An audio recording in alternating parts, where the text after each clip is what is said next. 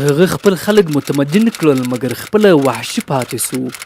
ولټیر څوک چې د یوه ناکراره هیواد واکمن وي او بیا هم د آرام خوب کولو جرأت کوي هغه ته باید قوي سړی وویل سي. ماو ډینسن د لارډ کرزن د یادښتونو له کتابچې څخه د افغانستان د امیر عبدالرحمن خان په تړاو ناویلې خبرې. دویمه برخه د لارډ کرزن د یادښتونو له کتابچې څخه دویمې برخې ته ښه راغلاست. په تیره برخه کې مو واورېدل د خبرو په وخت کې ډیر دقیق او د موضوع په باب ډیر منظم او روښانه دلایل ویل.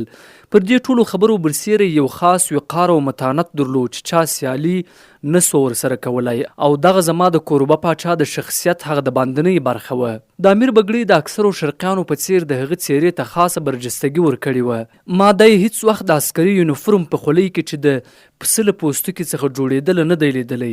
یوه ورځ چې موږ انګلند ته د ده د سفر په باره کې خبرې کولې ده خپله بګړۍ لرې کړه او د سر په ګرولو یې چې پاکې خریلی و پیل وکړ. په یوه دم کې قیافه له یو مستبد پاچا څخه یو ولسي مشر او قومي سپینږیري ته تغییر وکړ. ما هیله ورڅخه وکړه چې که لندن ته راغی نو نه به بګړۍ له سره لرې کوي او نه به سر ګروي او کله چې ما دلیل ورته ووایه نو د ده خپله سادګي په څیره کې ښکاره سوه او زما سره یې ژمنه وکړه چې همدا به کوي. د ده خصوصیات تر ظاهري بڼې او قیافې نور هم برجسته وو. دغه خطرناک ظالم سړی کله کله ډیر آرام او بانزاکته او محتاط ښکارېده. دغه خونکار سړي له عطرونو، رنګونو، باغونو، ګلونو او د قنریو له اوازونو سره مینه درلوده. په داسې حال کې چې د هر څه په باب یې عملي فکر کاوه مګر تصوف او کرامت ته یې ډیره سخته عقیده درلوده. د فکر کاوه چې خوبونه ویني او په دې عقیده و چې خارق العاده او ماوراء طبیعه قدرت او استعداد لري. د هغو کسانو په برخه کې چې د ده په درد یې خوړل بې اندازې سخي و او د هغو کسانو سره ډیر ظالمانه سلوک کاوه چې ورځې پوره وې او د ده اعتماد به یې له لاسه ورکړی و مګر په هیڅ وخت کې له خپلو ټوکو څخه لاس نه اخیست. یوه ورځ په دربار کې د مالیاتو مامورینو د ځمکو له خاوندانو څخه شکایت کاوه او دواړو خواو به په یوه سلا خبرې پیل کړي او سړي به د یوې خوا خبرې سمې نه اورېدلې. امیر د ټولو شاته عسکر ودرول او هر یوه ته یې امر وکړ چې که چا بې نوبته خبرې وکړي یو سوک یې پر غوږ باندې ووهي. بله ورځ یو سړی د ناحقه شاهدي له امله په غیر منصفانه توګه وواژه. خپل ځان یې په خپله جریمه کړ او د وژل سوي سړي کونډې ته یې 6,000 روپۍ ورکړې. هغه ښځه ځکه ډیره خوشحاله سوه چې هم له میړه څخه چې د دې خوښ نه و مفته خلاصه سوې وه او هم یې 6,000 روپۍ ترلاسه کړې وې. یو بل ځل د ده طبیعت ډیر ظالمانه څرخ وخوړ. له درباریانو څخه یوه امیر ته وویل چې هغه پلانی سړی یې بې ګناه غرغره کړ. امیر چیغه ورباندې وکړه او ویې ویل بې ګناه که نن بې ګناه و کوم بل بدکار به یې بل وخت کړی و. ښه سو چې مړ سو. کله چې سړی دی په ټوکو کې او کله په دغه خراب قضاوت او حالت کې وویني کله یو سیاستمدار او کله وحشي وي نو سړی ویلی سي چې ظلم او قساوت د ده د شخصیت هغه اصلي برخه ده. امیر هر وخت دا تور رداوه چې دی ظالم بلل کېږي. ویل به یې چې د دغه راز غولونکي او جنایت خوښونکي ولس سره پرته له دغه بله لاره نسته. د مثال په توګه کله چې زه کابل ته روان وم نو دلته بند په کوتل کې مې ولیدل چې په یوه جګه خاده د اوسپنې یو قفس ځړېده. په هغې کې د یو ډاکو هډوکي ول چې ده نیولی و او په دغه قفس کې ژوندی اچولی و. امیر دا کار خپلو خلکو ته د خبرداري ورکولو لپاره کړی و چې که هر څوک د شاهي سړک او لارو امنیت خراب کړي سزا به یې تر دغه بدتره وي. د حکومت له دغو ویرونکو اجرااتو څخه خوند اخیست. سړی چې ثبت سوي کیسې اوري او هغه کیسې ور په زړه کړي چې زه یې په خپله شاهد وم نو ویلی سي چې ظلم د ده په خټه کې اخښل سوی و. ده په کابل کې یو انګریز ته وویل چې په خپله یې 120,000 انسانان وژلي دي. د یو ښورښ له ځپلو څخه وروسته یې د زرهاوو قبیلوي خلکو په سترګو کې چونه ور واچوله او وړاندې یې کړل او کله چې ما ته د دغو سزاګانو په باره کې خبرې کولې هیڅ ډول پښیماني په قیافه کې نه ښکارېدله. لارونیونکو هغو کسانو ته چې ښځې به یې په زور بې عزته کړې وي سختې سزاګانې ورکولې. نارینه په توپونو کې الوزول کېدل یا په سیاچالونو کې اچول کېدل یا تر مرګه وهل کېدل یا ژوندي پوستېدل یا د وجود د هغه غړي چې جنایت به یې پرې کړی و شکنجه کېدی. د مثال په توګه چا چې به وړه غلا کړې و نو لاس به یې په بند کې ورڅخه پرې کاوه او سمدستي به یې پرې کړی لاس په ایښېدونکو تیلو کې غوټه کېدی. یوه مامور یوې ښځې ته سپکاوی کړی و. هغه یې د کابل څخه د باندې پر یوه غونډۍ باندې تر غاړې پورې په ځمکه کې خښ کړ تر هغو پورې سړي اوبه ورباندې توی کړې چې هغه په ژوندون یخ سو. امیر په ټوکو وویل چې بیا به هیڅ کله دونه تود نسی چې ښځو ته په بده سترګه وګوري. د حرم یوې ښځې له کوم چا سره غیر مشروع اړیکې درلودې. هغه یې په یو جوال کې دننه وتړله، دربار ته یې راکش کړه او خپله توره یې په جوال ننه ایسته او د دربار په مخ کې یې په دغه توګه ووژله. 2 تنو د یو ممنوع مضمون په باب خبرې کړې وې. امیر امر وکړ چې د هغو شونډې دې وګنډلې سي چې بیا داسې ګناه ونه کړای سي. یو سړي په عام دربار کې امیر په تباهۍ او جنایاتو تورن کړ. امیر وویل چې ژبه یې ورڅخه پرې کړي. د هغه ژبه په یوه شیبه کې په بیخ کې غوڅه سوه او هغه بدبخت ځای پر ځای مړ سو. یوه ورځ امیر د کابل په لارو کوڅو کې د آس سورلي کوله. یو بوډای ځان مخ ته واچاوه. امیر ورڅخه وپوښتل چې ته څوک یې؟ هغه ورته ویل چې درویزګر یم. نو ته څرنګه ژوند کوې؟ په خیراتونو څه شي؟ ستا مطلب دا دی چې ته هیڅ کار نه کوې؟ نه، زه هیڅ کار نه کوم. تا په ژوند کې بل هیڅ کار نه دی کړی؟ نه، ما هیڅ وخت کار نه دی کړی. نو هغه وخت را رسېدلی دی چې موږ ستا څخه ځانونه بېغمه کړو. او سرجلا ته اشاره وکړه. امیر په جزا ورکولو کې ډیر بې رحمه و. سړی به بې ګناه او د ده پر امتیاز او قدرت باندې به یې هیڅ تیری هم نه و کړی، خو جزا به یې ولیدله. که څه هم چې زه د ده میلمه وم او ده په رښتینې توګه غوښتل چې زما قدر وکړي او دغسې یې هم وکړل، خو هیڅکله یې دا نسوای زغملی چې د ده رعایت دې کوم خارجي ته درناوی وښیي. زه چې کابل ته په لاره کې وم، یو سړي زما سره خبرې وکړې او په دغه ګناه په زندان کې اچول سوی و.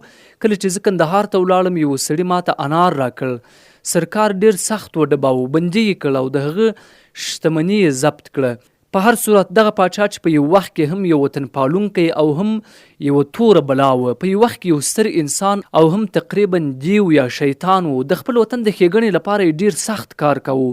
د کوښښ وکړ چې خپل خلک چې د چټلۍ او ناپاکۍ پروا یې نه ساتله او له هیڅ شي سره یې علاقه نه ښودله او د یو او بل وینې تویول د ژوند عادي برخه وه، په یو ملت تبدیل کړي. د افغان قبایل داسې یو مټ کړل چې مخکې داسې یووالی هیڅ کله نه و لیدلی او د بشپړې خپلواکۍ لپاره داسې لاره هواره کړه چې د اولادونو ترلاسه کړه.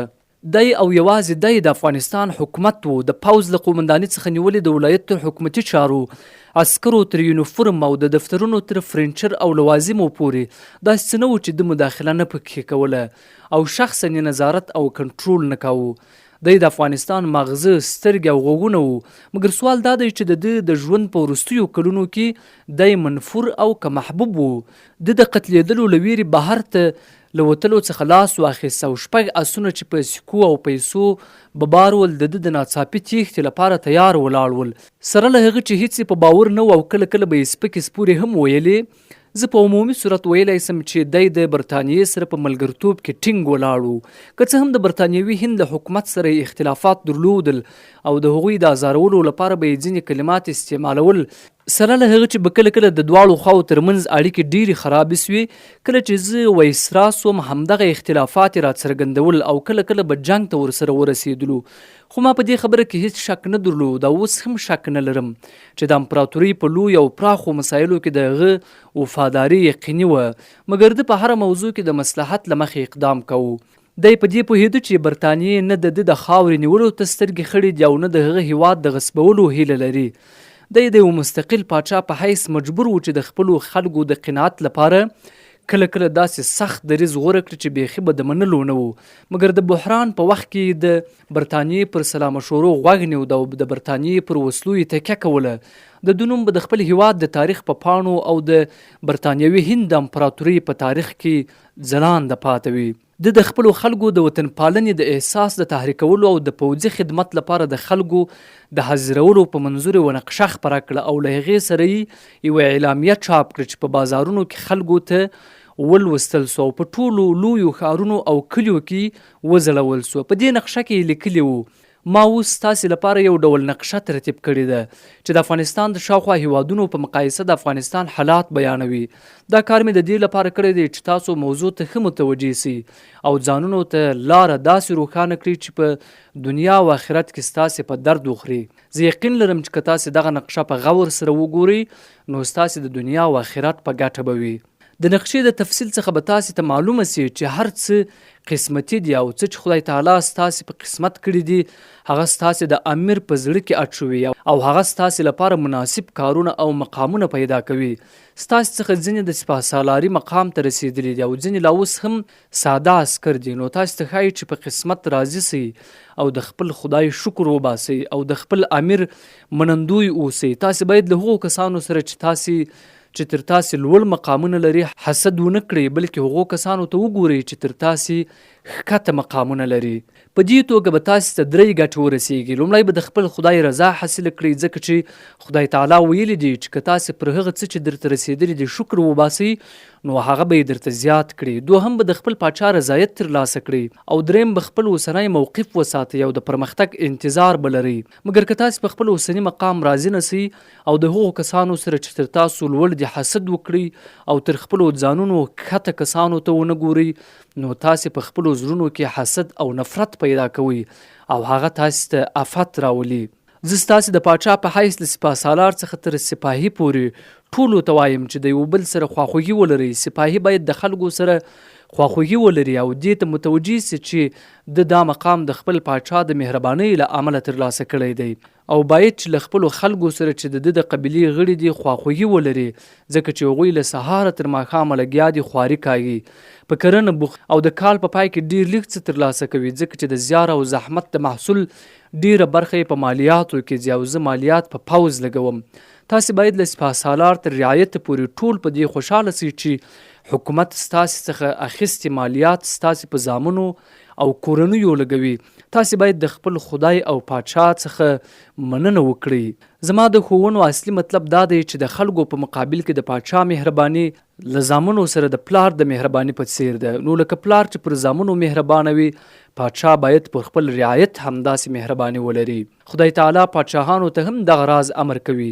اوس نو که یو اولاد بد کوي نو پلار هغه ته نصیحت کوي او جزا ورکوي، مګر دا جزا هم د مینې څخه ورکوي، ځکه چې دی په زړه کې بد نیت نه لري. دغه راز پاچا هم خپل رعایت ته دغه راز نیت نه لري. پاچا هیله لري چې رعایت یې آرام او په استراحت کې وي.